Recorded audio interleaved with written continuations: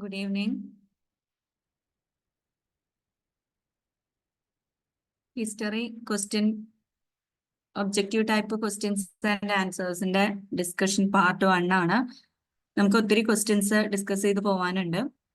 അപ്പോൾ ഇന്ന് ആദ്യ മൊഡ്യൂളിലെ കുറച്ച് ക്വസ്റ്റ്യൻസ് നോക്കാം. നമുക്ക് ഫസ്റ്റ് മൊഡ്യൂള് ആൻഷ്യന്റ് ഇന്ത്യ എന്ന് പറയുന്ന മൊഡ്യൂളിൽ നിന്ന് എക്സ്പെക്ട് ചെയ്യുന്ന 1 മാർക്ക് ക്വസ്റ്റ്യൻസ് നമുക്കൊന്ന് ഡിസ്കസ് ചെയ്ത് പോവാം. ഇവിടെ ഞാൻ ക്വസ്റ്റ്യൻ റീഡ് ചെയ്യാം. നിങ്ങൾക്ക് കുറെ പേർക്കൊക്കെ ചിലപ്പോൾ മലയാളത്തിലേക്ക് അത് അർത്ഥം മനസ്സിലാവാത്തത് കൊണ്ട് ചിലപ്പോൾ ഉത്തരം എഴുതാൻ കിട്ടാതെ പോയേക്കാം. അതുകൊണ്ട് ക്വസ്റ്റ്യൻ റീഡ് ചെയ്യുക, അതിന്റെ മലയാളത്തിലുള്ള അർത്ഥവും ആൻസറും പറഞ്ഞു പോവാണ് ചെയ്യുന്നത് കേട്ടോ. Okay, first question, Harshacharita written by. Harshacharitam രചിച്ചത് ആരാണ് എന്നുള്ളതാണ് ക്വസ്റ്റ്യൻ. ഇവിടെ 4 ഓപ്ഷൻസ് തന്നിട്ടുണ്ട്. അതില് ബാണഭട്ടാണ് ഇതിന്റെ ഉത്തരം. ഹർഷചരിതം രചിച്ചത് ബാണഭട്ടാണ്. Second question, ancient Indian text is known as. Simple question ആണ് അല്ലെ. ആൻഷ്യന്റ് ഇന്ത്യൻ ടെക്സ്റ്റ് എന്ന് പറഞ്ഞാല് പുരാതന ഇന്ത്യൻ ടെക്സ്റ്റുകൾ അല്ലെങ്കിൽ ഇന്ത്യൻ രേഖകളെയൊക്കെ വിളിച്ചിരുന്ന പേരെന്താണെന്നുള്ളതാണ്. പുരാതന കാലത്ത് എഴുതപ്പെട്ടിട്ടുള്ള പുസ്തകങ്ങൾ എന്ന് പറയുന്നത് വേദങ്ങളാണ്. അപ്പൊ ഉത്തരം വേദാസ് ആണ്. The earliest law book is, ആദ്യത്തെ അല്ലെങ്കിൽ പഴയകാല നിയമ പുസ്തകം ഏതാണ് എന്നുള്ളതാണ്. മനുസ്മൃതിയാണ് ഉത്തരം. ദ ഏർലിയസ്റ്റ് ലോ ബുക്ക് എന്ന് പറയുന്നത് മനുസ്മൃതിയാണ്. 4ാമത്തെ question, Arthashastra written by. Arthashastra രചിച്ചത് ആരാണ്? അർത്ഥശാസ്ത്രം രചിച്ചത് കൗടില്യനാണ്. അപ്പൊ അതിന്റെ ഉത്തരം കൗടില്യ എന്നുള്ളതാണ്. ഓക്കെ, 5ാമത്തെ ക്വസ്റ്റ്യൻ നോക്കൂ. Name the 2 book of Kalidasa. Kalidasan രചിച്ചിട്ടുള്ള 2 പുസ്തകങ്ങൾ. താഴെ നമുക്ക് കുറച്ച് ഓപ്ഷൻസ് തന്നിട്ടുണ്ട്. അതില് കാളിദാസൻ രചിച്ചിട്ടുള്ള 2 പുസ്തകങ്ങൾ ഏതാണ് എന്നുള്ളതാണ് തെരഞ്ഞെടുത്ത് എഴുതേണ്ടത്. അഭിജ്ഞാന ശാകുന്തളം ആൻഡ് ഋതുസംഹാര. ഇത് രണ്ടുമാണ് കാളിദാസൻ രചിച്ച ബുക്കുകളിൽ ഇവിടെ ഓപ്ഷൻസിൽ തന്നിട്ടുള്ളത്. Abhijnana Shakuntalam, Ritusamhara. Okay, then earliest south Indian literature is known as എന്ന് വെച്ചാല് പഴയകാല ദക്ഷിണേന്ത്യൻ സാഹിത്യങ്ങൾ അറിയപ്പെട്ടിരുന്നത് എന്താണ് എന്നുള്ളതാണ്. അപ്പൊ ദക്ഷിണേന്ത്യയിലെ ലിറ്ററേച്ചർ, തമിഴകം, ആൻഷ്യന്റ് തമിഴകം ഓർക്ക, എന്താണ്? സംഘം ലിറ്ററേച്ചർ ആണ് ഉത്തരം. ഓക്കെ, സംഘം ലിറ്ററേച്ചർ. അപ്പൊ ആദ്യകാല ആദ്യകാല ദക്ഷിണ ഇന്ത്യൻ പുസ്തകങ്ങൾ അറിയപ്പെട്ടിരുന്നത് അല്ലെങ്കിൽ സാഹിത്യം അറിയപ്പെട്ടിരുന്നത് സംഘം ലിറ്ററേച്ചർ എന്നുള്ള പേരിലായിരുന്നു. ഇനി 7th ക്വസ്റ്റ്യൻ നോക്കാം. The history of Kashmir, we have an important book called Desh written by Desh. അതായത് കാശ്മീരിന്റെ ചരിത്രം നമുക്ക് പറഞ്ഞു തരുന്ന പുസ്തകത്തിന്റെ പേരും അത് എഴുതിയത് ആരാണ് എന്നുള്ളതാണ് ഈ ക്വസ്റ്റ്യന്റെ അർത്ഥം വരുന്നത്. കാശ്മീരിന്റെ ചരിത്രത്തെ കുറിച്ച് നമുക്ക് അറിവ് ലഭിക്കുന്ന പുസ്തകത്തിന്റെ പേരും അത് എഴുതിയ ആളും. അപ്പൊ ഉത്തരം വരുന്നത് കൽഹണ എഴുതിയ രാജതരംഗിണിയാണ്. Okay, Rajatarangini and Kalhana. ഇതാണ് 7ാമത്തെ ക്വസ്റ്റ്യന്റെ ഉത്തരം എന്ന് പറയുന്നത്. അടുത്ത ചോദ്യം, the south Indian epic called dash and dash. ദക്ഷിണേന്ത്യയുടെ ഇതിഹാസങ്ങൾ എന്നറിയപ്പെടുന്ന 2 പുസ്തകങ്ങൾ ഏതൊക്കെയാണെന്നുള്ളതാണ്. The south Indian epics. South Indian epics എന്നറിയപ്പെടുന്ന 2 പുസ്തകങ്ങൾ, ഒന്ന് ശിലപ്പതികാരവും മണിമേഖലയുമാണ്. Okay, Silappatikaram and Manimekhala. ഇതാണ് 8ാമത്തെ ക്വസ്റ്റ്യന്റെ ഉത്തരമായിട്ട് വരുന്നത്. ഇനി നമുക്ക് 9th ക്വസ്റ്റ്യൻ വായിച്ചു നോക്കാം. What is the study of inscriptions is called. ഇൻസ്ക്രിപ്ഷൻസിന്റെ പഠനത്തെ കുറിച്ച് അറിയപ്പെടുന്നത് എന്താണ് എന്നുള്ളത്. ഇൻസ്ക്രിപ്ഷൻസ് എന്ന് പറഞ്ഞാല് എന്താണ്, ഈ കൊത്തിവെക്കുക എന്ന സംഭവങ്ങളൊക്കെ ഇല്ലേ, അതിനെയാണ് ഇൻസ്ക്രിപ്ഷൻസ് എന്ന് വിളിക്കുന്നത്. അപ്പൊ അതിന്റെ പഠനത്തെ അറിയപ്പെടുന്നത് എപ്പിഗ്രഫി എന്നാണ്. Okay, epigraphy. ഇൻസ്ക്രിപ്ഷന്റെ പഠനത്തെ കുറിച്ച് പഠിക്കുന്ന ശാസ്ത്രത്തെ വിളിക്കുന്നത്, പഠന ശാഖയെ വിളിക്കുന്നത് എപ്പിഗ്രഫി എന്നുള്ളതാണ്. The Mauryan king was the first person to issue inscriptions. അപ്പൊ ഇത്തരത്തിലുള്ള ഇൻസ്ക്രിപ്ഷൻസ് ഒക്കെ എന്താണ്, ഇത്തരത്തിലുള്ള ലിപികളൊക്കെ, കൊത്തുലിപികളൊക്കെ ആദ്യമായിട്ട് കണ്ടുപിടിച്ചിട്ടുള്ള മൗര്യൻ രാജാവ് ആരാണെന്നുള്ളതാണ് അശോകനാണ്. അപ്പൊ നിങ്ങൾ ഓർക്കുക, നമ്മുടെ അശോകന്റെ ഇൻസ്ക്രിപ്ഷൻസ് ഒക്കെ നമ്മൾ പഠിച്ചത് ഓർക്കുക. അദ്ദേഹം എന്താണ് ഇങ്ങനെ വലിയ കല്ലുകളിലും അതുപോലെ തന്നെ ലോഹങ്ങളിലൊക്കെ ഇങ്ങനെ കൊത്തിവെച്ചിട്ടുണ്ടായിരുന്നു കാര്യങ്ങളൊക്കെ, ഇൻഫർമേഷൻസ് ഒക്കെ കൊത്തിവെച്ചിട്ടുണ്ടായിരുന്നു. അപ്പൊ അത് ഓർത്തു നോക്കുക. അപ്പൊ ആദ്യത്തെ മൗര്യൻ കിങ്, ഇൻസ്ക്രിപ്ഷൻസ് ഒക്കെ ഇഷ്യൂ ചെയ്ത ആദ്യത്തെ മൗര്യൻ കിങ് എന്ന് പറയുന്നത് അശോകയാണ്. അതാണ് അശോകാസ് എഡിക്റ്റ് എന്നൊക്കെ അറിയപ്പെട്ടിരുന്നത്. നമ്മൾ പഠിച്ചിട്ടുള്ള കാര്യമാണ് കേട്ടോ. അടുത്ത question, what is the study of the coins is called? നാണയത്തെ കുറിച്ചുള്ള പഠനം അറിയപ്പെടുന്നത് ന്യൂമിസ്മാറ്റിക്സ് എന്നാണ്. ഓക്കെ, നാണയത്തെ കുറിച്ചുള്ള പഠനം അറിയപ്പെടുന്നത് ന്യൂമിസ്മാറ്റിക്സ് എന്നാണ്. Name the metals used to make punch marked coins. Punch marked coins നിങ്ങൾക്ക് ഓർമ്മയുണ്ടാവും. ഇങ്ങനെ ചിത്രങ്ങളൊക്കെ പഞ്ച് ചെയ്ത് വെച്ചിട്ടുള്ള കോയിൻസ് ഒക്കെ ഇഷ്യൂ ചെയ്തിട്ടുള്ളത് നമ്മൾ പഠിച്ചിട്ടുള്ളതാണ്. അപ്പൊ അങ്ങനെ പഞ്ച് മാർക്ക്ഡ് കോയിൻസ് ഉണ്ടാക്കാൻ വേണ്ടിയിട്ട് ഉപയോഗിച്ചിരുന്ന ലോഹം ഏതാണ് എന്നുള്ളതാണ് ചോദ്യം. സിൽവറും കോപ്പറുമാണ് പഞ്ച് മാർക്ക്ഡ് കോയിൻസിന് വേണ്ടി ഉപയോഗിച്ചിരുന്ന ലോഹം എന്ന് പറയുന്നത്. സിൽവറും കോപ്പറും, വെള്ളിയും അതുപോലെ തന്നെ എന്താണ് ചെമ്പുമാണ് ഉപയോഗിച്ചിരുന്നത്. Which dynasty issued the first gold coin in India? ഇനി ഇന്ത്യയിൽ ആദ്യമായിട്ട് സ്വർണ്ണ നാണയം അടിച്ചിറക്കിയ രാജ്യഭരണം ഏതാണ് എന്നുള്ളതാണ് ചോദ്യം. അപ്പൊ ഏതാണ് ഉത്തരം? കുശനന്മാരാണ്. ഓക്കെ, കുശനാസ് എന്നുള്ളതാണ് ഉത്തരം. കുശനന്മാരാണ് ആദ്യമായിട്ട് ഇന്ത്യയിൽ സ്വർണ്ണ നാണയങ്ങൾ അടിച്ചിറക്കിയിട്ടുള്ളത്. അടുത്ത ചോദ്യം, who wrote the Indica? Indica എന്ന് പറയുന്ന പുസ്തകം എഴുതിയത് ആരാണ്? ഈസി ക്വസ്റ്റ്യൻ ആണ്. മെഗസ്തനീസ് ആണ് ഇൻഡിക്കയുടെ രചയിതാവ്. ഓക്കെ, ഇൻഡിക എന്ന് പറയുന്നത് മെഗസ്തനീസ് എഴുതിയിട്ടുള്ള പുസ്തകമാണ്. 15ാമത്തെ question, name the Chinese travellers who came to India. Okay, അപ്പൊ ഇന്ത്യയിലേക്ക് വന്നിട്ടുള്ള ചൈനയിൽ നിന്നുള്ള യാത്രികർ അല്ലെങ്കിൽ ഇന്ത്യയെ കുറിച്ചൊക്കെ എഴുതിയിട്ടുള്ള യാത്രാ വിവരണങ്ങളൊക്കെ എഴുതിയിട്ടുള്ള ചൈനീസ് സഞ്ചാരികൾ ആരാണ് എന്നുള്ളതാണ് ചോദ്യം. നമുക്ക് ആ പേര് വായിക്കുമ്പോൾ തന്നെ മനസ്സിലാവും. ഫായിനും അതുപോലെ തന്നെ ഹിയാൻ സാങ്ങുമാണ്. ഹുയാങ് സാങ്. ഓക്കെ, ഹുയാങ് സാങ്ങും അതുപോലെ തന്നെ ഫാഹീൻ ആണ് ചൈനീസ് ട്രാവലർ ആയിട്ടുള്ള രണ്ടുപേര്. അടുത്തത്, what is the language of South Indian literature called Sangam literature? നമ്മൾ നേരത്തെ പറഞ്ഞു എന്താണ്, ദക്ഷിണേന്ത്യയുടെ സാഹിത്യം അറിയപ്പെട്ടിരുന്നത് സംഗം ലിറ്ററേച്ചർ എന്നുള്ളതാണ്. സംഗം ലിറ്ററേച്ചറുകളുടെ ഭാഷ ഏതാണെന്നുള്ളതാണ്. അപ്പൊ നമുക്കറിയാം എന്താണ്, ആൻഷ്യൻ തമിഴകമാണ് ഈ ഒരു സംഗം ലിറ്ററേച്ചർ കാലത്തൊക്കെയുള്ള സൗത്ത് ഇന്ത്യൻ ഡൈനാസ്റ്റി എന്ന് പറയുന്നത്. അപ്പൊ നമുക്ക് അതിൽ നിന്ന് തന്നെ മനസ്സിലാക്കാം ആ സാഹിത്യത്തിന്റെ ഭാഷ എന്ന് പറയുന്നത് തമിഴാണ്. ഓക്കെ, 17ാമത്തെ question, which Chinese traveller refer to the glory of Nalanda university? അതായത് നളന്ദ യൂണിവേഴ്സിറ്റിയെ കുറിച്ചിട്ടൊക്കെ എന്താണ് യാത്രാ വിവരണത്തില് സൂചിപ്പിച്ചിട്ടുള്ള ചൈനീസ് യാത്രികൻ ആരാണ് എന്നുള്ളതാണ്. ഹുയാങ് സാങ് ആണ് ആ ചൈനീസ് യാത്രികൻ. ഓക്കെ, അടുത്തത്, who inhabitated the upper plains of the river Ganges during the later period?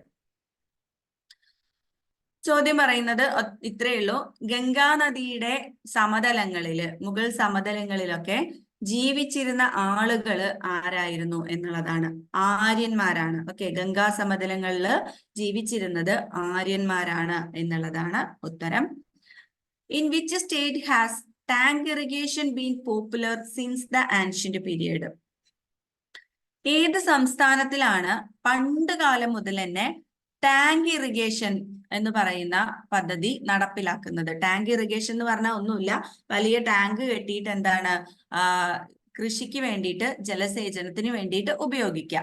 അതാണ് ടാങ്ക് ഇറിഗേഷൻ എന്ന് പറയുന്നത്. അപ്പൊ ഈ ടാങ്ക് ഇറിഗേഷൻ പണ്ടുകാലം മുതൽ തന്നെ സ്വീകരിച്ചു വരുന്ന സ്റ്റേറ്റ് തമിഴ്നാടാണ്. Okay, answer തമിഴ്നാടാണ്.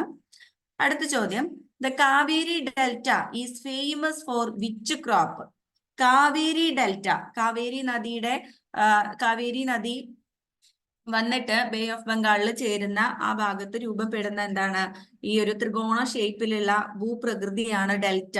അങ്ങനെ നദികൾ വന്നു ചേരുമ്പോൾ, സമുദ്രവുമായി വന്നു ചേരുമ്പോൾ നദികൾ ഇങ്ങനെ പിരിഞ്ഞ് കഴിവഴികളായിട്ട് മാറുകയും അതിന്റെ ഇടയിലൊക്കെ ഇങ്ങനെ ത്രികോണാകൃതിയിൽ, ഏകദേശം ത്രികോണാകൃതിയിൽ എന്താണ് ഒരു ഭൂപ്രകൃതി, ചതുപ്പ് നിലം പോലെയുള്ള ഭൂപ്രകൃതി രൂപപ്പെടുകയും ചെയ്യും. ഇതിനെയാണ് ഡെൽറ്റ എന്ന് വിളിക്കുന്നത്. അപ്പൊ കാവേരി ഡെൽറ്റയില്, കാവേരി നദി രൂപപ്പെടുത്തിയിട്ടുള്ള ഈ ഒരു ഡെൽറ്റയില് ഏത് വിളയാണ് ഏറ്റവും കൂടുതൽ കൃഷി ചെയ്യുന്നത് എന്നുള്ളതാണ് ചോദിക്കുന്നത്. അരിയാണ് ഉത്തരം. ഓക്കെ, റൈസ് ആണ് അതിന്റെ ഉത്തരം. Which region is known as the bread basket of the subcontinent എന്ന് വെച്ചാൽ ഉപഭൂഖണ്ഡത്തിന്റെ, ഇന്ത്യൻ ഭൂഖണ്ഡത്തിന്റെ ബ്രെഡ് ബാസ്കറ്റ് എന്നറിയപ്പെടുന്ന റീജിയൺ ഏതാണ്, സ്ഥലം ഏതാണ് എന്നുള്ളതാണ് ചോദിക്കുന്നത്. ഉത്തർപ്രദേശും സിന്ധുമാണ് bread basket of the subcontinent എന്ന് അറിയപ്പെടുന്നത്. ഓക്കെ, അടുത്ത ചോദ്യം. Which region supplied iron ore and timber to Magadha? Magadha നമ്മൾ പഠിച്ചിട്ടുണ്ടല്ലേ. മഗധ എന്താണ്, ജനപദങ്ങളിൽ ഏറ്റവും ശക്തമായ ജനപദമായിരുന്നു മഗധ എന്നൊക്കെ നമ്മൾ പഠിച്ചിട്ടുണ്ട്. അപ്പൊ ഈ മഗധയിലേക്ക് അയണോറും അതുപോലെ തന്നെ മരവും ഒക്കെ സപ്ലൈ ചെയ്തിരുന്ന അല്ലെങ്കിൽ ഏത് ഭാഗത്ത് നിന്നാണ് അവര് ഈ കൂടുതലും എന്താണ് ഇരുമ്പ്, അയിരും അതുപോലെ തന്നെ മരവും ഒക്കെ കൊണ്ടുവന്നിരുന്നത് എന്നാണ് ചോദ്യം. ഓക്കെ, ഓപ്ഷൻസ് തന്നിട്ടുണ്ട്. ഛോട്ടാ നാഗ്പൂർ, ഡൽഹി എന്നൊക്കെ തന്നിട്ടുണ്ട്. ആൻസർ ഛോട്ടാ നാഗ്പൂർ ആണ്. ഓക്കെ, അപ്പൊ മഗധയിലേക്ക് മരവും അതുപോലെ തന്നെ തടിയും അതുപോലെ തന്നെ ഇരുമ്പ്, അയിരും ഒക്കെ എത്തിയിരുന്നത് ഛോട്ടാ നാഗ്പൂരിൽ നിന്നായിരുന്നു എന്നുള്ളതാണ്. അടുത്ത question. Which type of soil is good for growing cotton? പരുത്തി കൃഷിക്ക് അനുയോജ്യമായിട്ടുള്ള മണ്ണ് ഏതാണെന്നുള്ളതാണ് ചോദ്യം. കറുത്ത മണ്ണാണ് ഉത്തരം. ഓക്കെ, ബ്ലാക്ക് സോയിൽ, കറുത്ത മണ്ണാണ് പരുത്തി കൃഷിക്ക് ഏറ്റവും അനുയോജ്യമായിട്ടുള്ള മണ്ണ് എന്നുള്ളത് നമ്മൾ ഓർത്തിരിക്കാം. Which famous mountain pass linked the east and west coast of India? അതായത് east and west coast of India എന്ന് പറഞ്ഞാൽ കിഴക്കൻ തീരവും പടിഞ്ഞാറൻ തീരവും, ഇന്ത്യയുടെ കിഴക്കൻ തീരവും പടിഞ്ഞാറൻ തീരവും തമ്മിൽ ബന്ധപ്പെടുത്തി കിടക്കുന്ന ആ ഒരു പ്രധാനപ്പെട്ട മൗണ്ടെയിൻ പാസ് അല്ലെങ്കിൽ ചുരം ഏതാണെന്നാണ് ചോദിക്കുന്നത്. ഓക്കെ, എന്താണ് ഈസ്റ്റേൺ കോസ്റ്റും വെസ്റ്റേൺ കോസ്റ്റും എന്ന് പറയുമ്പോൾ കിഴക്കൻ തീരവും പടിഞ്ഞാറൻ തീരവും തമ്മിൽ ബന്ധപ്പെടുത്തി കിടക്കുന്ന ഒരു ചുരമുണ്ട്. ആ ചുരത്തിന്റെ പേരെന്താണെന്നുള്ളതാണ്. പാലക്കാട് ചുരമാണ്. ഓക്കെ, പാൽഘട്ട് പാസ് എന്ന് പറഞ്ഞാൽ പാലക്കാട് ചുരമാണ് അതിന്റെ ഉത്തരം. Which were the main occupations of man in palaeolithic age? Palaeolithic ഏജില് അല്ലെങ്കിൽ എന്താണ് ശിലായുഗത്തില്, ആദ്യകാല ശിലായുഗത്തില് മനുഷ്യന്റെ പ്രധാന തൊഴിൽ എന്തായിരുന്നു എന്നുള്ളതാണ്. നമുക്കറിയാം എന്താണ്, അവരിങ്ങനെ അലഞ്ഞു തിരിഞ്ഞ് നടക്കുകയും മൃഗങ്ങളെ വേട്ടയാടുകയാണ് ചെയ്തിരുന്നത് അല്ലെ. അപ്പൊ അതിന്റെ ആൻസർ ഹണ്ടിങ് ആൻഡ് ഗാദറിങ് ആണ്. വേട്ടയാടലും അതുപോലെ തന്നെ എന്താണ് ഇങ്ങനെ പ്രകൃതിയിൽ നിന്നുള്ള സാധനങ്ങളൊക്കെ ഇങ്ങനെ കളക്ട് ചെയ്യലും, ഇത് രണ്ടുമായിരുന്നു അവരുടെ പ്രധാന ജോലി എന്ന് പറയുന്നത്. Name the main tools of lower palaeolithic age. അതായത് പാലിയോലിത്തിക് ഏജിൽ, ലോവർ പാലിയോലിത്തിക് ഏജ് എന്ന് പറഞ്ഞാല് നമ്മൾ എന്താണ് പാലിയോലിത്തിക് ഏജിന്റെ 3-ാം സ്റ്റേജിൽ ഉണ്ടായിരുന്ന ടൂൾസ് ഈ തന്നിട്ടുള്ളതിൽ ഏതാണ് ലോവർ പാലിയോലിത്തിക് ഏജിലെ ടൂള് എന്നാണ് ചോദിക്കുന്നത്. ഹാൻഡ് ആക്സസ് ആണ്, അല്ലെങ്കിൽ കൈകൊണ്ട് ഉപയോഗിക്കുന്ന മഴുവാണ് ഉത്തരം. Okay, what name has been given to the tool of the mesolithic age? മധ്യകാല ശിലായുഗത്തില് അവർ ഉപയോഗിച്ചിരുന്ന ടൂൾസിനെ വിളിച്ചിരുന്നത് എന്താണെന്നുള്ളതാണ്. മൈക്രോലിത്സ് എന്നാണ് വിളിച്ചിരുന്നത്. മൈക്രോ എന്ന് വെച്ചാല് ചെറുത് എന്നാണ്, ലിത്ത് എന്ന് വെച്ചാൽ കല്ല് എന്നാണ്. അതായത് വളരെ ചെറിയ കല്ലുകൾ കൊണ്ടുള്ള മൂർച്ചയേറിയ ആയുധങ്ങളൊക്കെ അവര് ഉണ്ടാക്കാൻ തുടങ്ങിയിട്ടുണ്ടായിരുന്നു മെസോലിത്തിക് ഏജില്. അപ്പൊ എന്താണ്, മധ്യകാല ശിലായുഗത്തിൽ ഉപയോഗിച്ചിരുന്ന ആയുധങ്ങളെ വിളിച്ചിരുന്ന പേര് മൈക്രോലിത്തിക് എന്നായിരുന്നു. Okay, who coined the term Neolithic? Neolithic അല്ലെങ്കിൽ നിയോലിത്തിക് എന്ന് പറയുന്നത് എന്താണ്, നവീന ശിലായുഗത്തെയാണ് നിയോലിത്തിക് എന്ന് പറയുന്നത്. അപ്പോ ഈ ഒരു നവീന ശിലായുഗം അല്ലെങ്കിൽ നിയോലിത്തിക് എന്ന് പറയുന്ന ആ ഒരു ടേം ആദ്യമായിട്ട് ഉപയോഗിച്ചത് ആരാണ് എന്നുള്ളതാണ് ചോദ്യം. സർ ജോൺ ലെബോക്ക് ആണ് അതിന്റെ ഉത്തരം. ഓക്കെ, സർ ജോൺ ലെബോക്ക് ആണ് ആദ്യമായിട്ട് നിയോലിത്തിക് എന്ന് പറയുന്ന ടേം ഉപയോഗിച്ചത്. നിയോ എന്ന് പറഞ്ഞാൽ പുതിയത്, ലിത്തിക് എന്ന് പറഞ്ഞാൽ സ്റ്റോൺ, അതായത് നവീന ശിലായുഗം. Okay, the ruins of Harappa were first noticed by? അതായത് ഈ ഹാരപ്പയുടെ അവശേഷിപ്പുകൾ ആദ്യമായിട്ട് കണ്ടെത്തിയത് അല്ലെങ്കിൽ ആദ്യമായിട്ട് ആരുടെ ശ്രദ്ധയിലാണ് പെട്ടത് എന്നുള്ളതാണ് ചോദ്യം. എന്ന് വെച്ചാൽ ഇവിടെ ഇങ്ങനെ ഒരു സംസ്കാരം ഉണ്ടായിരുന്നു എന്നുള്ള ഒരു ശേഷിപ്പ് ആദ്യമായിട്ട് നോട്ടീസ് ചെയ്തത് ആരാണ്? ചാൾസ് മാസൺ ആണ് ഉത്തരം. Okay, Charles mason. The dockyard was found in which of the following sites of Indus Valley civilization? എന്ന് വെച്ചാൽ എന്താണ്? ഇൻഡസ് വാലി സിവിലൈസേഷനിൽ അല്ലെങ്കിൽ ഹാരപ്പൻ സിവിലൈസേഷനിൽ ഏത് സൈറ്റിൽ നിന്നാണ്, ഏത് സ്ഥലത്ത് നിന്നാണ് ഈ ഡോക്യാർഡ് കണ്ടുപിടിച്ചിട്ടുള്ളത് എന്നുള്ളതാണ് ക്വസ്റ്റ്യൻ. ഓക്കെ,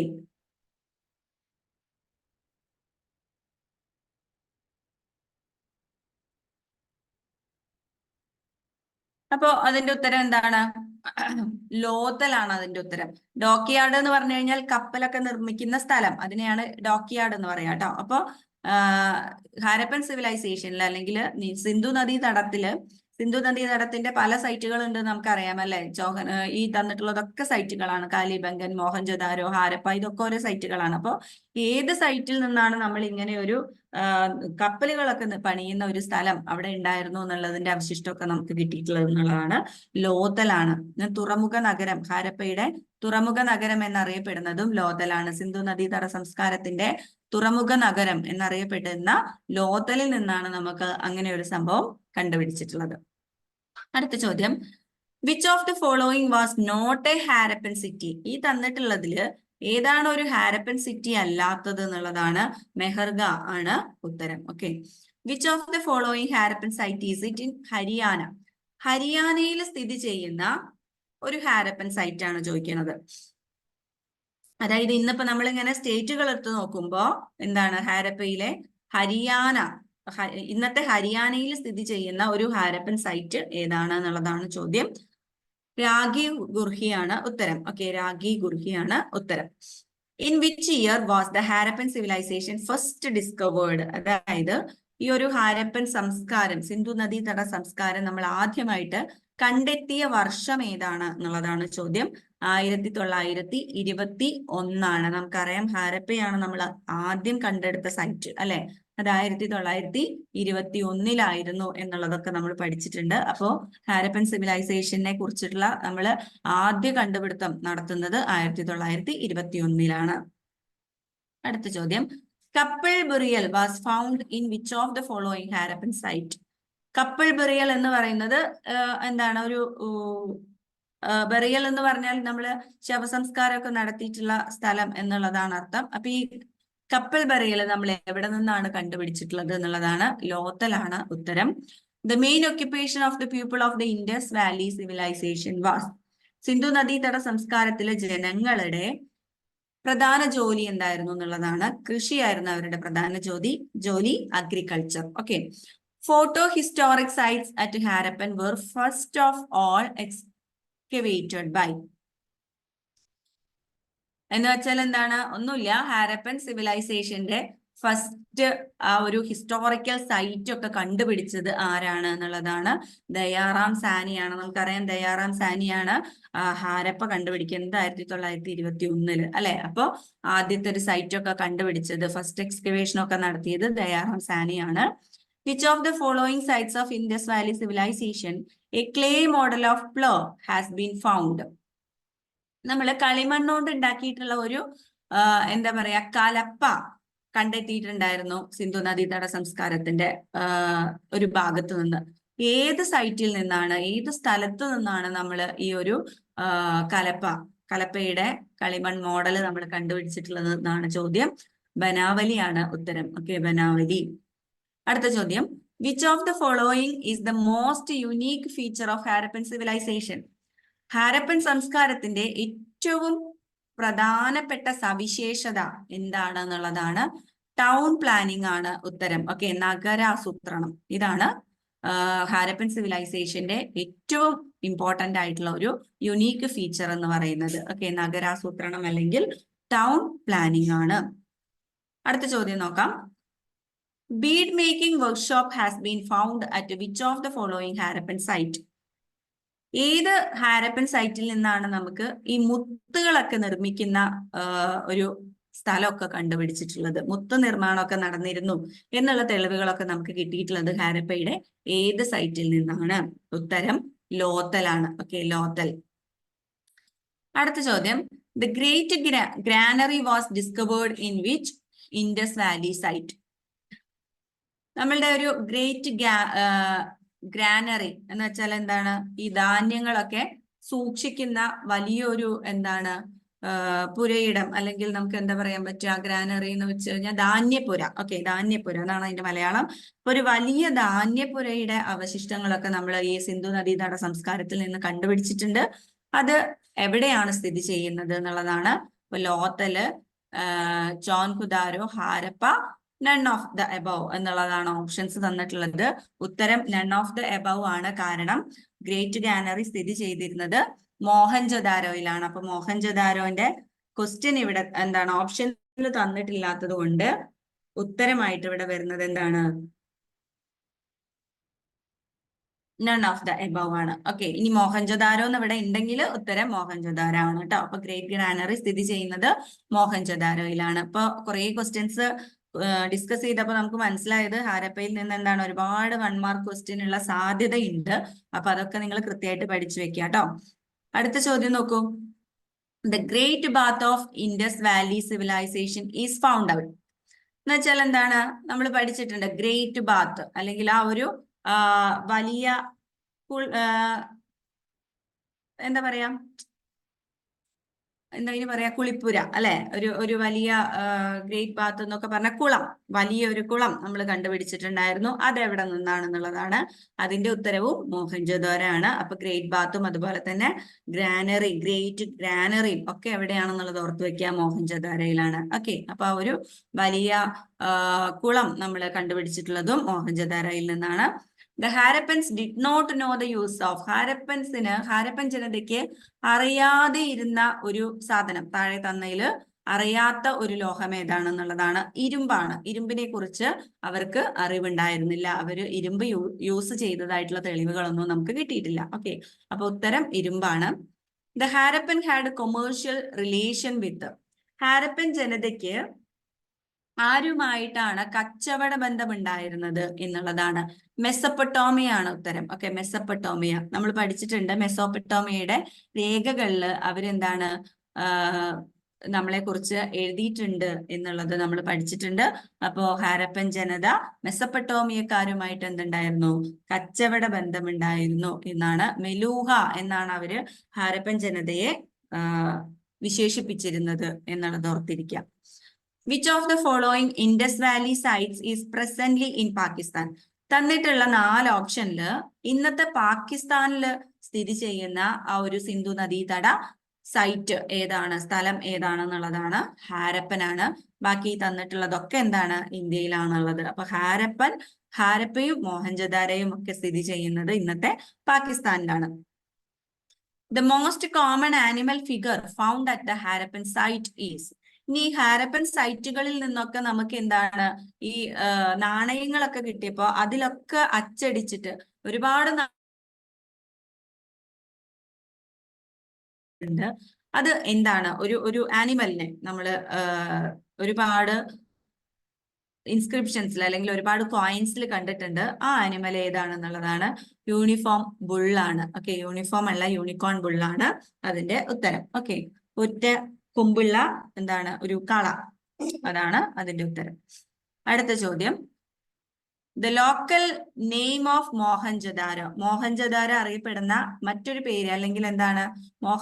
മോഹൻജൊദാരോയുടെ ലോക്കൽ നെയിം എന്ന് പറഞ്ഞു കഴിഞ്ഞാൽ ആ ഒരു പ്രദേശത്ത് അത് അറിയപ്പെടുന്നത് എങ്ങനെയാണെന്നുള്ളതാണ്. മൗണ്ട് ഓഫ് ദി ഡെഡ് എന്നാണ് അറിയപ്പെടുന്നത്. മരിച്ചവരുടെ കുന്ന് എന്നാണ് അറിയപ്പെടുന്നത്. Okay, mount of the dead. Who is the excavator of Harappan site? നമ്മൾ നേരത്തെ ഡിസ്കസ് ചെയ്തു. ഹാരപ്പൻ സൈറ്റ് കണ്ടുപിടിച്ച ആ ഒരു ആളുടെ പേരാണ് ദയാറാം സാനിയാണ്. The great bathing found at. Same question ആണ്. നമ്മൾ കണ്ട ആ ഒരു വലിയ കുളം എവിടെയാണ്? നീന്തൽ കുളം അല്ലെങ്കിൽ എന്താണ് കുളിപ്പുരയൊക്കെ നമ്മൾ കണ്ടുപിടിച്ചത് എവിടെയാണെന്നുള്ളതാണ്. മോഹൻജൊദാരോ ആണ്. അടുത്ത question, which is the most discussed river in the Rigveda? ഋഗ്വേദത്തിന്റെ പ്രത്യേകത എന്താണ്? ഏറ്റവും ആദ്യം രചിക്കപ്പെട്ട വേദമാണ് ഋഗ്വേദം. അപ്പൊ ഋഗ്വേദത്തില് ഏറ്റവും കൂടുതൽ പറയപ്പെട്ടിട്ടുള്ള നദി ഏതാണെന്നുള്ളതാണ് ചോദിക്കുന്നത്. സിന്ധു നദിയാണ്. ഓക്കെ, അടുത്ത ചോദ്യം, which Veda depicts the information about the most ancient Vedic age culture? എന്ന് വെച്ചാല് ഏറ്റവും പഴയ കാലഘട്ടത്തെ കുറിച്ചിട്ട്, വേദകാലഘട്ടത്തെ കുറിച്ചിട്ടുള്ള ഇൻഫോർമേഷൻസ് നമുക്ക് തന്നിട്ടുള്ള പുസ്തകം ഏതാണെന്നുള്ളതാണ്. ഋഗ്വേദമാണ്. ഈസി ക്വസ്റ്റ്യൻ ആണ്. ഏറ്റവും ആദ്യ കാലഘട്ടം, ആദ്യ വേദ കാലഘട്ടത്തെ കുറിച്ചിട്ടുള്ള വിവരങ്ങൾ നമുക്ക് ലഭിച്ചിട്ടുള്ളത് ഋഗ്വേദത്തിൽ നിന്നാണ്. ബാക്കിയുള്ള 3 വേദങ്ങളും എന്താണ്, അതിനുശേഷമുള്ള കാലഘട്ടത്തിലാണ് രചിക്കപ്പെട്ടിട്ടുള്ളത്. Vaishali was the capital of which of the following Mahajanapadas? തന്നിരിക്കുന്ന മഹാജനപദങ്ങളില് ഏത് ജനപദത്തിന്റെ ക്യാപിറ്റൽ ആയിരുന്നു, തലസ്ഥാനമായിരുന്നു വൈശാലി എന്നുള്ളതാണ് ചോദ്യം. ഉത്തരം വാജിയാണ്. വാജിയുടെ തലസ്ഥാനമായിരുന്നു Vaishali. Okay, then the Rigveda is divided into the book or Mandalas. ഋഗ്വേദത്തെ നമുക്ക് എത്ര മണ്ഡലങ്ങളായിട്ട് തരംതിരിക്കാൻ പറ്റും എന്നുള്ളതാണ്. ഋഗ്വേദത്തെ 10 മണ്ഡലങ്ങളായിട്ടാണ് തരംതിരിച്ചിട്ടുള്ളത്. ഓക്കെ, അടുത്ത ചോദ്യം, during the age of Buddha the capital of Vajji Mahajanapada was at. Same question ആണ്, ഈ ക്വസ്റ്റ്യനെ തിരിച്ചിട്ടതാണ്. ഓക്കെ, ബുദ്ധന്റെ കാലഘട്ടത്തില് വാജിയുടെ തലസ്ഥാനം ഏതായിരുന്നു? വൈശാലി ആയിരുന്നു. Ayurveda has its origin in.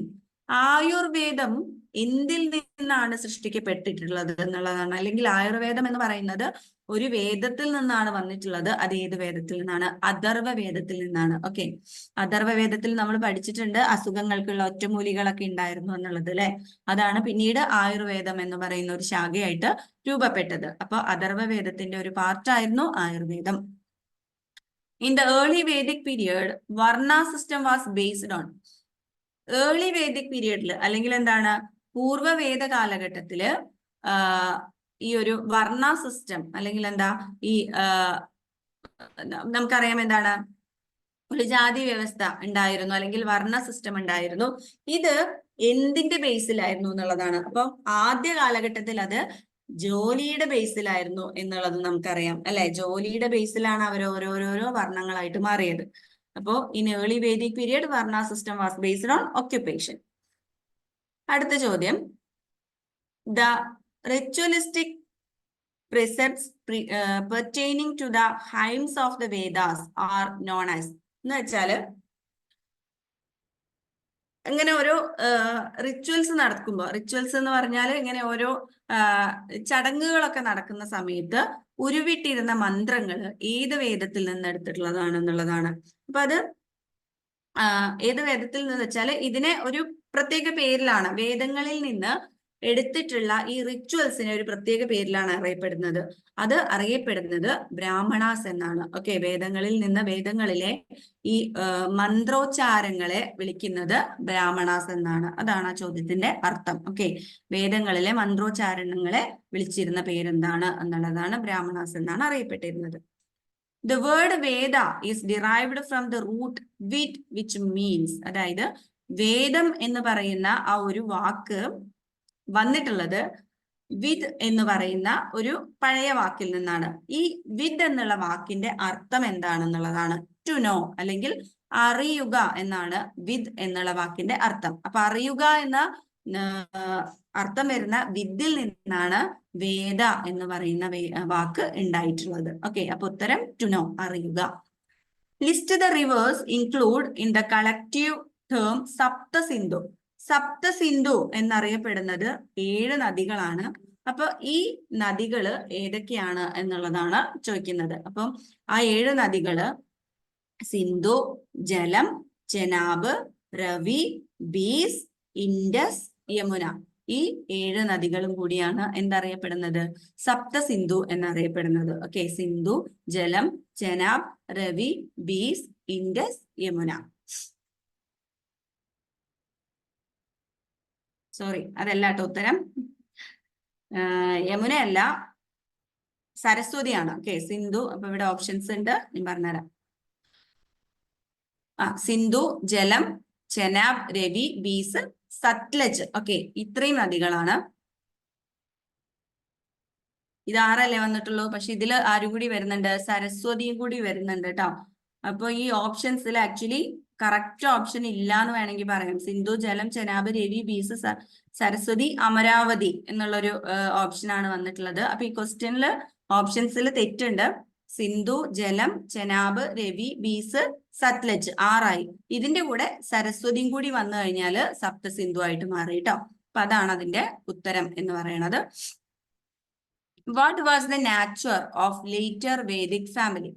ഇനി ഉത്തരവേദ കാലഘട്ടത്തില് ഫാമിലിയുടെ ഒരു സ്വഭാവം എന്തായിരുന്നു? കുടുംബം എങ്ങനെയായിരുന്നു? ഉത്തരവേദ കാലഘട്ടത്തിലെ കുടുംബങ്ങൾ എങ്ങനെയായിരുന്നു എന്നുള്ളതാണ് ചോദിക്കുന്നത്. ജോയിന്റ് ഫാമിലി ആയിരുന്നു, കൂട്ടുകുടുംബമായിരുന്നു എന്നുള്ളതാണ് ഉത്തരം. Okay. Who is known as the lord of the plough? എന്ന് വെച്ചാൽ കലപ്പയുടെ ദൈവം അല്ലെങ്കിൽ പ്രഭു എന്നൊക്കെ അറിയപ്പെട്ടിരുന്നത് ആരാണെന്നുള്ളതാണ്. ഇന്ദ്രദേവനാണ് ലോർഡ് ഓഫ് ദ പ്ലോ എന്ന് അറിയപ്പെട്ടിരുന്നത്. Okay. Describe the main occupation of the early Vedic Aryans? പൂർവ്വവേദ കാലഘട്ടത്തിലെ ആര്യന്മാരുടെ പ്രധാനപ്പെട്ട ജോലി എന്തായിരുന്നു എന്നുള്ളതാണ്. എന്തായിരുന്നു ജോലി? കന്നുകാലികളെ മേക്കലായിരുന്നു അവരുടെ ഇടയന്മാരായിരുന്നു അവര്. പാസറോലിസ്റ്റ്. ഓക്കെ. പാസറോലിസ്റ്റ് എന്ന് പറഞ്ഞു കഴിഞ്ഞാൽ ഇടയന്മാര് എന്നാണ് അർത്ഥം. അപ്പൊ അവരെന്താണ്? ഇടയന്മാരായിരുന്നു. The Date century BC is known as an era of second urbanization in the Indian subcontinent. ഏത് സെഞ്ചുറിയാണ് ഇന്ത്യൻ ഉപഭൂഖണ്ഡത്തിന്റെ രണ്ടാം നഗരവൽക്കരണ കാലഘട്ടം എന്നറിയപ്പെടുന്നത് എന്നുള്ളതാണ്. 6ആം സെഞ്ചുറിയാണ് അങ്ങനെ അറിയപ്പെടുന്നത്. ഓക്കെ. രണ്ടാം നഗരവൽക്കരണ കാലഘട്ടം എന്ന് ഇന്ത്യയിൽ അറിയപ്പെടുന്ന കാലഘട്ടം ഏതാണെന്നാണ് ചോദിക്കുന്നത്. 6ാമത്തെ സെഞ്ചുറിയാണ്. 6th century is the answer. Which battle during Third Carnatic Wars ended almost a century of conflict over supremacy between the French and the British powers in India? എന്ന് വെച്ചാല് ഏത് ബാറ്റിലോട് കൂടിയിട്ടാണ് ഒരുപാട് വർഷം ഇങ്ങനെ നീണ്ടു നിന്നിട്ടുള്ള ഫ്രഞ്ചും ബ്രിട്ടീഷും തമ്മിൽ നടന്ന യുദ്ധങ്ങള് അവസാനിച്ചത്? ഫ്രഞ്ചും ബ്രിട്ടീഷും തമ്മിൽ ഇന്ത്യയിൽ നടന്ന യുദ്ധങ്ങളെ വിളിക്കുന്നത് കർണാട്ടിക് വാർ എന്നുള്ളതാണ്, അല്ലെ? അപ്പൊ ഈ കർണാട്ടിക് യുദ്ധങ്ങള് അവസാനിച്ചത് ഏത് യുദ്ധത്തോടു കൂടിയിട്ടാണ് എന്നുള്ളതാണ് ചോദ്യം.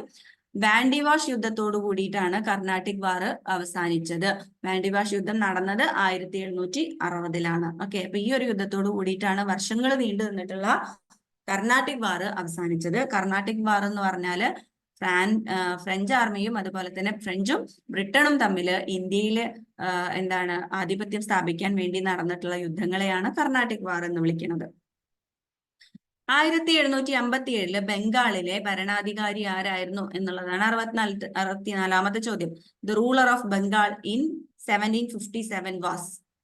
സിറാജുദ്ദൗള ആയിരുന്നു 1757 ബംഗാളിലെ റൂളർ. ഓക്കെ. നമ്മൾ പോകുന്നത് പ്ലാസി യുദ്ധത്തിലേക്കാണ്. നിങ്ങൾക്ക് ഈ വർഷം കണ്ടപ്പോൾ ഓർമ്മ വന്നിട്ടുണ്ടാവും തോന്നുന്നു. The battle of Plassey was fought in? Plassey യുദ്ധം നടന്ന വർഷം ഏതാണെന്നുള്ളതാണ്. 1757-ലാണ് പ്ലാസി യുദ്ധം നടന്നത്. Who replaced Mir Jafar as Nawab of Bengal in 1760? 1760 ആരെ മാറ്റിക്കൊണ്ടാണ് മിർ ജാഫർ അല്ലെങ്കിൽ ഹൂ റീപ്ലേസ്ഡ് മിർ ജാഫർ? മിർ ജാഫറിനെ മാറ്റിക്കൊണ്ട് ആരാണ് 1760 ബംഗാളിലെ നവാബായിട്ട്, ബംഗാളിലെ രാജാവായിട്ട് വന്നത് എന്നുള്ളതാണ്. ഇപ്പൊ മിർ ജാഫറിന് ശേഷം വന്നത് മിർ ഖാസിം ആയിരുന്നു. ഓക്കെ. ഉത്തരം മിർ ഖാസിം ആണ്. The Mughal provincial administration had 2 heads, dash and dash. Mughal കാലഘട്ടത്തിലെ പ്രാദേശിക ഭരണത്തില് 2 തലവന്മാരാണ് ഉണ്ടായിരുന്നത്. ആരൊക്കെയാണ് എന്നുള്ളതാണ്. നിസാമത്തും ദിവാനിയുമാണ് ഉത്തരം. ഓക്കെ. നിസാമത്ത് ആൻഡ് ദിവാനി. മുഗൾ പ്രാദേശിക ഭരണത്തില് 2 തലവന്മാരാണ് ഉണ്ടായിരുന്നത്. നിസാമത്തും അതുപോലെ തന്നെ ദിവാനിയുമായിരുന്നു. ഓക്കെ. അതാണ് ഉത്തരം വരുന്നത്.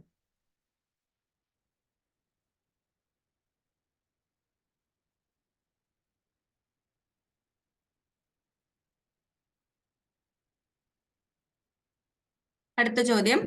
ഇപ്പം ഇവിടെ വന്നത് എന്താന്ന് വെച്ചാൽ ബംഗാളിൽ ഒരു ദ്വിഭരണം ഒക്കെ ഉണ്ടായിരുന്നില്ലേ, അതാണ് ചോദിക്കുന്നത് കേട്ടോ. അപ്പൊ ഒന്ന് നിസാമത്തും മറ്റൊന്ന് ദിവാനിയും. Doctrine of lapse was an annexation policy devised by? Doctrine of lapse നിങ്ങൾ ഓർക്കുന്നുണ്ടായിരിക്കും. സൈനിക സഹായ വ്യവസ്ഥ അല്ലെ? സൈനിക സഹായ വ്യവസ്ഥ. ഈ പോളിസി ആരാണ് കൊണ്ടുവന്നത് എന്നുള്ളതാണ് ചോദ്യം. പഠിക്കുന്ന സമയത്ത് തന്നെ നമ്മൾ പറഞ്ഞിട്ടുണ്ടായിരുന്നു, ഇമ്പോർട്ടന്റ് ആയിട്ടുള്ള ക്വസ്റ്റ്യൻ ആണെന്നുള്ളത്. മൗണ്ട് ബാറ്റൺ അതുപോലെ തന്നെ ലോർഡ് ഡൽഹൌസി ഒക്കെ എവിടെ ഉണ്ട്? ഓപ്ഷൻസിലുണ്ട്. ലോർഡ് ഡൽഹൌസി ആണ് സൈനിക സഹായ വ്യവസ്ഥ, ലോർഡ് ഡൽഹൌസി. അതുപോലെ തന്നെ ദത്താവകാശ നിരോധന നിയമം ആരാണ്? Mount batten. So which year of Pitt's India act? Pitt's India act നമ്മൾ പഠിച്ചിട്ടുണ്ടല്ലോ. പിറ്റ്സ് ഇന്ത്യ ആക്ട് നിലവിൽ വന്ന വർഷം ഏതാണ് എന്നുള്ളതാണ് ചോദിച്ചിട്ടുള്ളത്. ഉത്തരം 1784 ആണ്. Okay. Which was the first act enacted by the British Parliament to control the East India Company's dash activities in India? എന്നുവെച്ചാൽ എന്താ? British parliament east India company ആണല്ലോ ആദ്യം ഇന്ത്യയിലേക്ക് വന്നത്. അവരാണ് നമ്മളെ ഭരിച്ചിരുന്നത്. അപ്പൊ ഈസ്റ്റ് ഇന്ത്യ കമ്പനിയുടെ ഭരണം അവസാനിപ്പിച്ചിട്ട് ബ്രിട്ടീഷ് പാർലമെന്റ് ഇന്ത്യയുടെ ഭരണം ഏറ്റെടുത്തത് ഏത് നിയമപ്രകാരമാണ് എന്നുള്ളതാണ് ചോദ്യം. പിറ്റ്സ് ഇന്ത്യ ആക്ട് ഓഫ് 1784 ആണ് ഉത്തരം. ഓക്കെ. പിറ്റ് ഇന്ത്യ ആക്ട് പ്രകാരമാണ് ബ്രിട്ടീഷ് പാർലമെന്റ് എന്ത് ചെയ്തത്? ഈസ്റ്റ് ഇന്ത്യ കമ്പനിയുടെ കയ്യിൽ നിന്നും ഇന്ത്യയുടെ കൺട്രോള് ഏറ്റെടുത്തത്. Who was the first Governor General of Bengal? ബംഗാളിലെ ആദ്യത്തെ ഗവർണർ ജനറൽ ആരായിരുന്നു എന്നുള്ളതാണ്. ബാരൻ ഹാസ്റ്റിംഗ് ആണ് ഉത്തരം. Okay, Warren Hastings. 72. Named college established in London to train the company servants. കമ്പനിയിലെ പണിക്കാരെ എന്താണ് ട്രെയിൻ ചെയ്യിക്കാൻ വേണ്ടിയിട്ട് ലണ്ടൻ എസ്റ്റാബ്ലിഷ് ചെയ്ത കോളേജിന്റെ പേര് എന്താണെന്നാണ്. അതായത് എന്ത് ചെയ്തിട്ടുണ്ടായിരുന്നു? ലണ്ടൻ ഒരു കോളേജ് ഇന്ത്യയിൽ സ്റ്റാർട്ട് ചെയ്തിട്ടുണ്ടായിരുന്നു. എന്തിനു വേണ്ടിയിട്ടാണ്? കമ്പനിയുടെ തൊഴിലാളികളെയൊക്കെ ട്രെയിൻ ചെയ്യിക്കാൻ വേണ്ടിയിട്ട്, പരിശീലിപ്പിക്കാൻ വേണ്ടിയിട്ട്. ആ കോളേജിന്റെ പേര് എന്താണെന്നാണ്. ഹൈലിബറി കോളേജ് എന്നുള്ളതാണ് ഉത്തരം. Okay, Haileybury college. What was the first phase of colonisation in British India? British ഇന്ത്യയിൽ കോളനൈസേഷൻ ഇങ്ങനെ ഘട്ടം ഘട്ടമായിട്ടാണ് നടന്നത്. അല്ലെങ്കിൽ ഇന്ത്യയെ എന്താണ് ബ്രിട്ടീഷുകാർ കോളനിയാക്കി മാറ്റിയത് ഇങ്ങനെ ഘട്ടം ഘട്ടമായിട്ടാണ്. അതിന്റെ ആദ്യത്തെ ഘട്ടം എന്തായിരുന്നു എന്നുള്ളതാണ് മെർക്കൻഡൈൽ ഫേസ്. എന്ന് വെച്ചാല് ആദ്യം അവര് ഈ ഒരു കോളനിവൽക്കരിക്കാൻ വേണ്ടിയിട്ട് കയ്യിലെടുത്തത് ആരെയായിരുന്നു?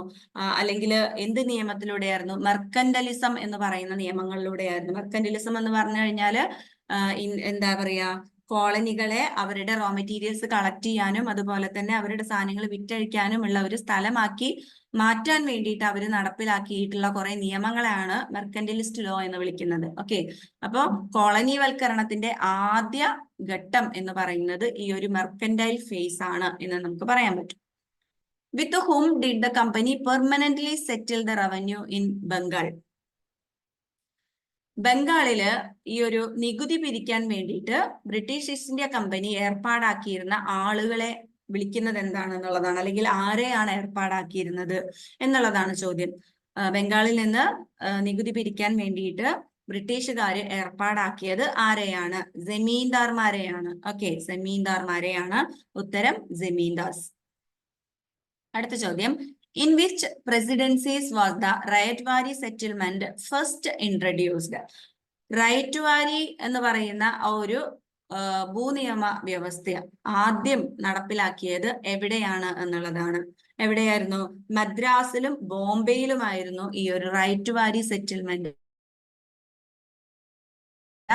Bombay presidencies. Okay. What was the second phase of colonisation in British India? ഇനി കോളനിവൽക്കരണത്തിന്റെ രണ്ടാം ഘട്ടം എന്തായിരുന്നു എന്നുള്ളതാണ്. ഫ്രീ ട്രേഡ് ആണ് രണ്ടാം ഘട്ടം. അതായത് ഫ്രീ ആയിട്ട് എന്താണ് ട്രേഡ് ചെയ്യാൻ തുടങ്ങി.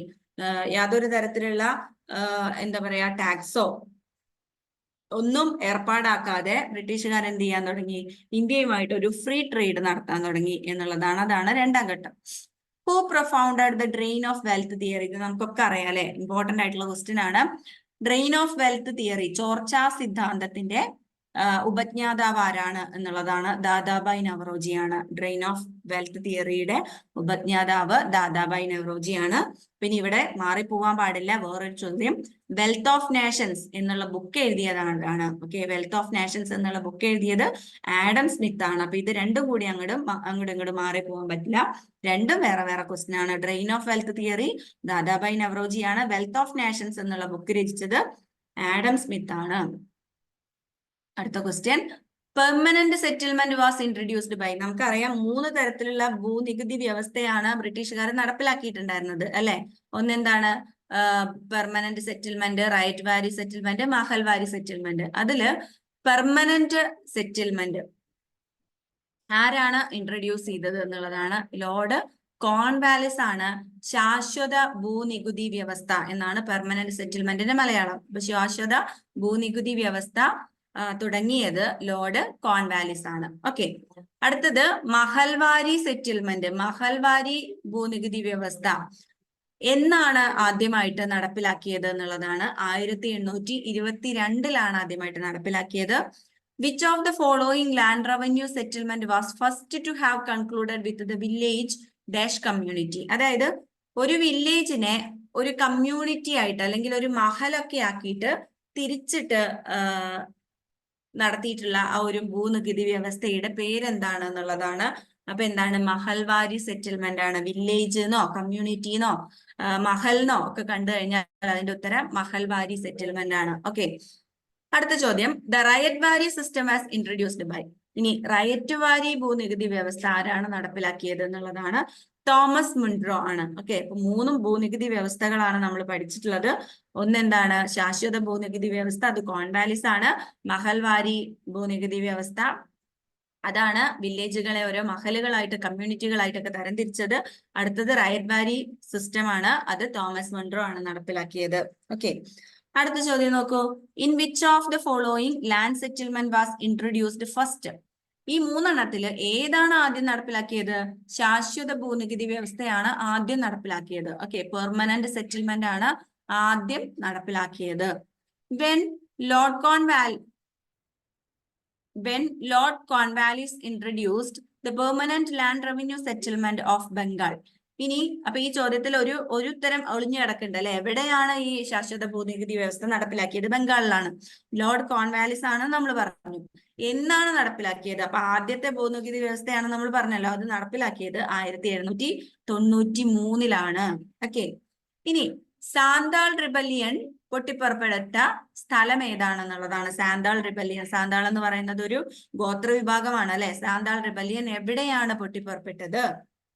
ഉത്തരം ബോർഡർ ഓഫ് ബംഗാൾ, ബീഹാർ, ഒറീസ. ബംഗാളിന്റെയും ബീഹാറിന്റെയും ഒറീസയുടെയും എന്താണ് അതിർത്തി പ്രദേശങ്ങളിലാണ്. രാജഗിരി മഹൽ രാജഗിരി കുന്നുകൾ, അവിടെയുള്ള ഒരു കുന്നുകളാണ്.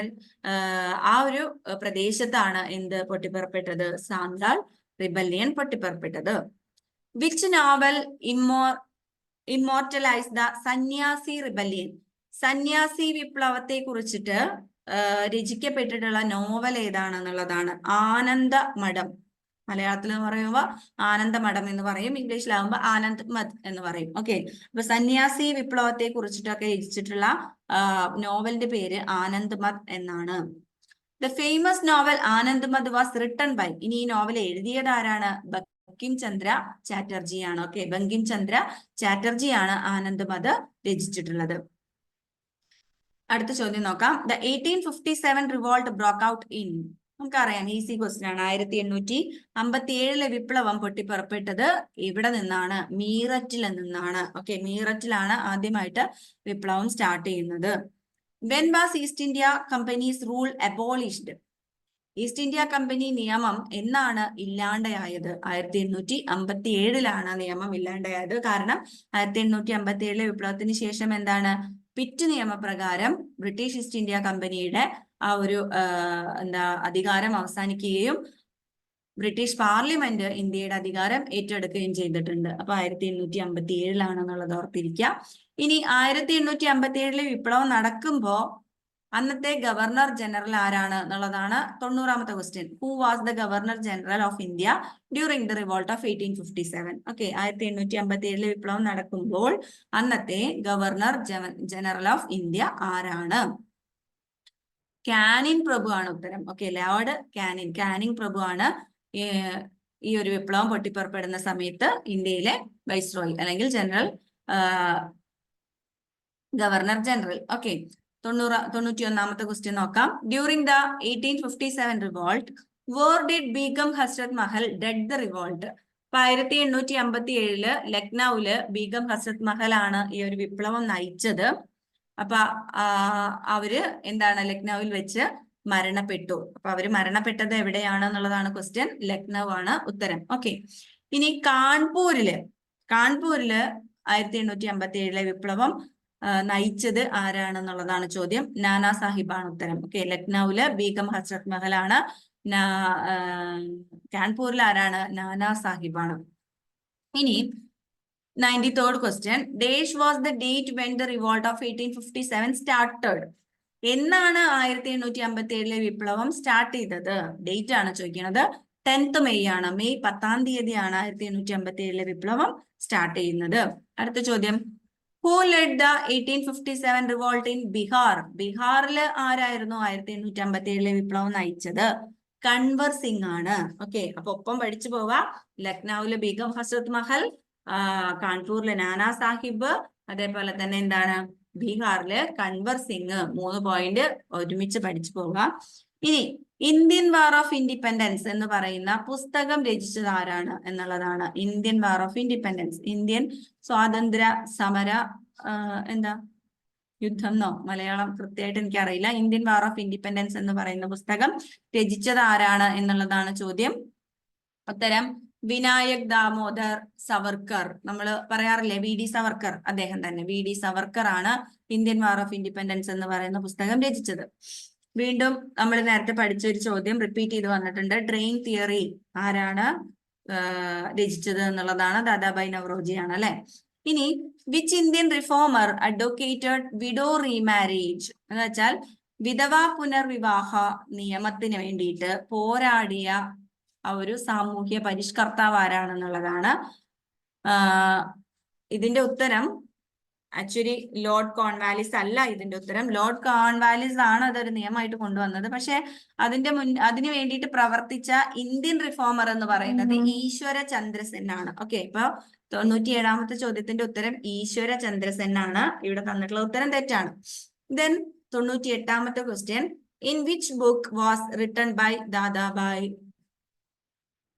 നവറോജി? ഓക്കെ, ഈ തന്നിട്ടുള്ളതിൽ അപ്പൊ നമുക്ക് ഡ്രെയിൻ തിയറി ഓർമ്മ വരും. പക്ഷെ ഇവിടെ തന്നിട്ടുള്ളത് ഡ്രെയിൻ തിയറി ഒരു തിയറിയാണ്, ഒരു സിദ്ധാന്തമാണ്. അദ്ദേഹത്തിന്റെ പുസ്തകം ഏതാണെന്നുള്ളതാണ് ഇവിടെ ചോദിച്ചിട്ടുള്ളത്. ഇതില് poverty and un-British rule in India എന്നുള്ളതാണ് ദാദാഭായ് രചിച്ച ബുക്കിന്റെ പേര്. Poverty and un-British rule in India. Okay, the colonial rulers exploited India as a source of dash for their industries. ഈ ഒരു ബ്രിട്ടീഷുകാര് നമ്മളെ ഇങ്ങനെ വല്ലാതെ ചൂഷണം ചെയ്യാൻ തുടങ്ങിയത് എന്തിന്റെ പേരിലായിരുന്നു?